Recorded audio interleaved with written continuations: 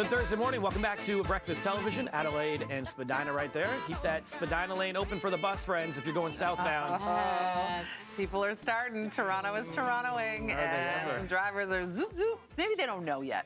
I think it's still early. Maybe they're just like, why is this lane so free? I'm so lucky. I'm going to take it. Here I go. Take it anyway. Here we go. What is everyone else doing? What does that mean? Bus only? Yeah. I'm a bus. Yeah. If you think you're a bus, you can be a bus. No. That's it. Stay out of the lane. Right? Yeah. Tammie Sutherland, of course, Meredith Shaw, Devo Brown here with you. Let's talk Olympics and get you caught up on what's going on. The triathlon happened yesterday, even though the water was still doo-doo water, my friends. It was. Paris spent $1.5 billion trying to clean up the dirty water in the Seine. But still, after delays due to high E. coli levels, the triathlon back on, even with the poor water quality. Canadian Tyler Mislachuk came 9th in the triathlon. Congratulations to him. However, wasn't feeling so good at the end. Soon as he crossed the finish line, well, here's the quote he says. I didn't come up here to be top 10, but I gave it everything I had. I went for it. I have no regrets, and I vomited 10 times. As soon as we're not going to show you that. No. As soon as he crossed the line, like right there in front of everybody, So, I mean, you can't really say whether it was because of the exhaustion and being an athlete and pushing your body to the absolute max, or did it have something to do with the gross water? I don't know. A little bit. I don't know. Bit of column A and column I mean, B? it doesn't help. No. It doesn't bode well for the Seine. Sorry, I'm just realizing it's billion with a B. Billion. They spent 1.5 billion. They were trying to clean that up for months. Yeah. Wow, that's a lot of money, and it's still not quite there. Yeah. I do worry about the safety of the athletes. I do. I'm sure they do too. But they're sort of like, well, this is what we got, and this is your event, and so dive on in.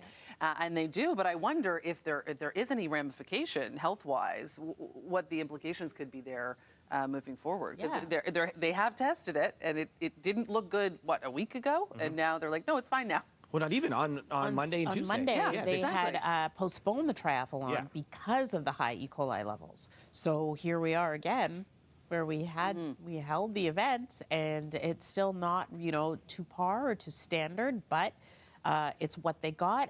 We were talking about it earlier, and the question is, like, was there anywhere else, any other option in terms of a waterway that could at least suffice so that you can have this triathlon, but maybe not in that particular river?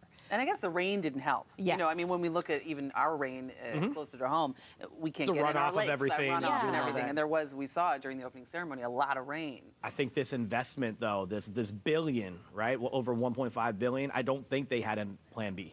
They went all in on plan A and said, that was the B. Yeah. That was it. That was definitely it. Congrats to Tyler. I think the next few days will be telling to see if other athletes, in the next 24 to 48 hours, what other athletes and what other reactions might have been. U.S. rugby player, let's go here. Ilona Mayer responded to a body shamer. So this is the other thing. When you're out there and, and the athletes they're excited. This is something special that they've worked their entire lives for to get to the Olympics. And you post about it on social media. Well, she had a comment on one of her posts.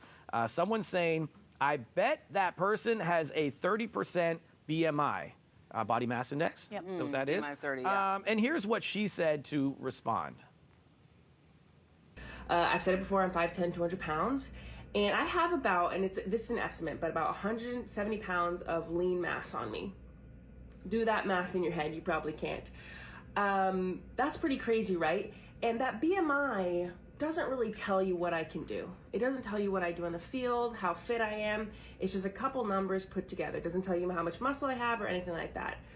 So, yeah, I do have a BMI of 30. I am considered overweight. But alas, I'm going to the Olympics, and you're not. Boom. Yeah. Boom. Mic drop. Say it again. Yes. Say it again. Love it. Full chest. No, I love that. I mean, I don't love what she had to go through, but I certainly love her response, because I do think this BMI has been proven recently to be antiquated, an antiquated way of measuring health, a holistic health. And she could not be a better spokesperson for that, because she is literally an Olympian, and she is at the top of her game. And it just goes to show, you cannot judge someone based on that number.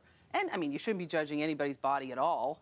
But I think what she said and how she said it, I just feel like I couldn't be happier that that discussion is out there in this way from this woman. And again, it's always women that have to deal with this because I'm sure there is no man who's going to the Olympics who may have a BMI that's higher than 30 or whatever it may be, getting these type of comments. But a woman who is literally at the top of her game and is qualified for this world competition still has to deal with it.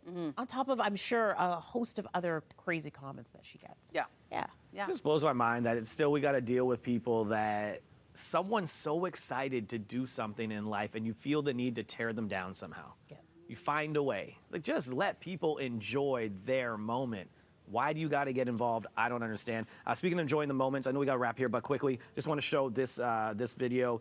Canada's Ilya Haroun, bronze medal, first time in this event for Canada's men's 200-meter butterfly. He's from Montreal. He was born there. His parents, Ukrainian, came as part of Cirque du Soleil in Montreal. So he's been competing in the U.S. as well, but he has a Canadian passport. He competes for us.